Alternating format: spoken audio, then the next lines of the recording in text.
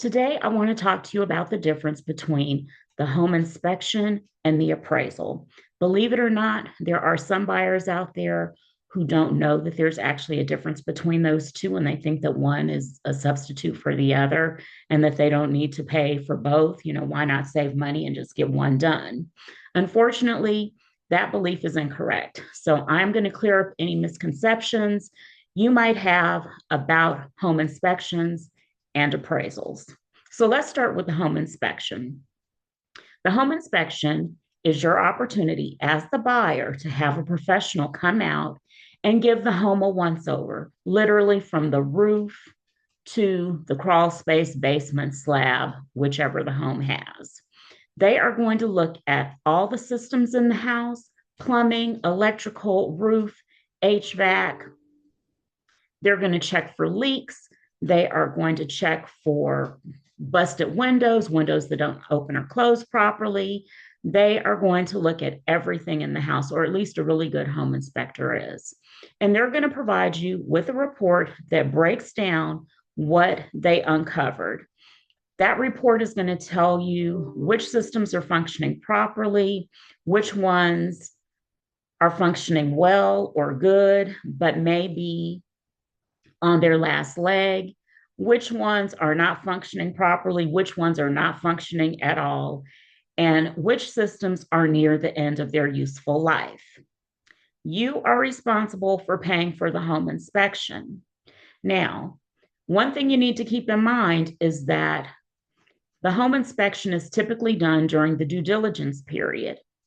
And if that home inspection returns results that you are not satisfied with, you have a couple different options. The first is that you can ask the seller to make repairs.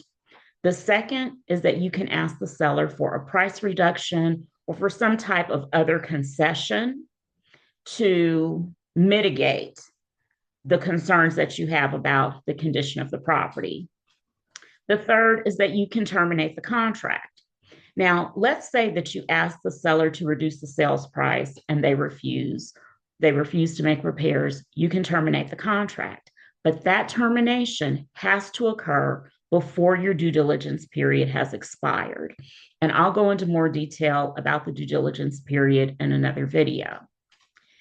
If you terminate the contract during the due diligence period, you can get 100% of your earnest money back. You will not get reimbursed for the cost of the home inspection. That is just the cost of purchasing a home. Now, let's talk about the appraisal. The appraisal is the lender's responsibility. They are going to hire an appraiser.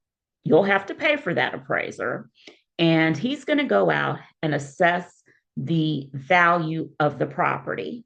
So the home inspection is to assess the condition of the property. The appraisal is to assess or determine the value of the property.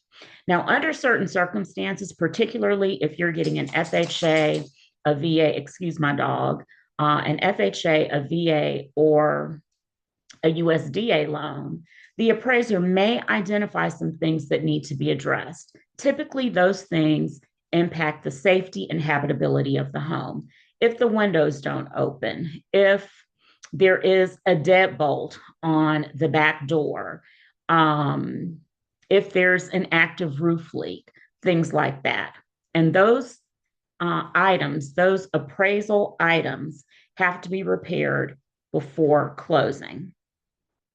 Now, another thing that you should keep in mind is that if you're getting a conventional loan, your contract is going to have a hard appraisal contingency date. It is usually, at least in Georgia, specified by a number of days. For instance, a 21-day appraisal contingency. That is the period during which the appraisal must be completed. The appraisal report must come back. And if the value is low, then you can get a refund of your earnest money if you decide to terminate the contract. If the appraisal comes in low, you do not have to terminate the contract. You have that option. You also have the option of asking the seller to reduce the sales price. If the seller refuses to reduce the sales price, then you can terminate, like I just said, or you can move forward. If you elect to move forward, even though the appraisal came in low, you would be responsible for making up the difference between the appraised value and the sales price that you've contracted for. Another thing that you should keep in mind is that if you're getting an FHA, a VA, or a USDA loan, there is no hard deadline for that appraisal to come back. So it could come back the day before closing. And if it's low, you have those same options. You can ask the seller to reduce the sales price. You can terminate the contract. You can decide to move forward and bring the difference between the appraised value and the sales price to closing. Here's the thing though, if the appraisal comes in low and you're not able to get the seller to agree to a price reduction and you don't want to bring that difference to closing yourself, then you can terminate the contract and get your earnest money back. You could literally be sitting at the closing table. That's not going to happen. You could be sitting there and the lender calls up and says, hey, we just got the appraisal back and it's low. And you could terminate right then and there and get your earnest money back. Now, mind you, you're never going to be at the closing table and the appraisal hasn't come back. Another thing that I want to point out is that a home inspection is optional.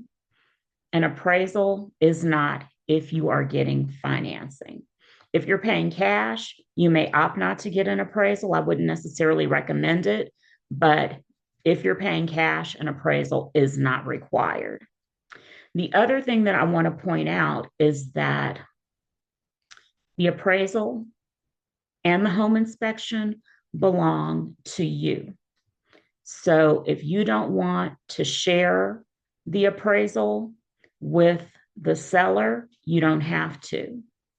If you don't want to share the home inspection with the seller, assuming that everything came back clear, you don't have to. Typically, though, if you're asking the seller to make repairs, you're going to share the report with the seller.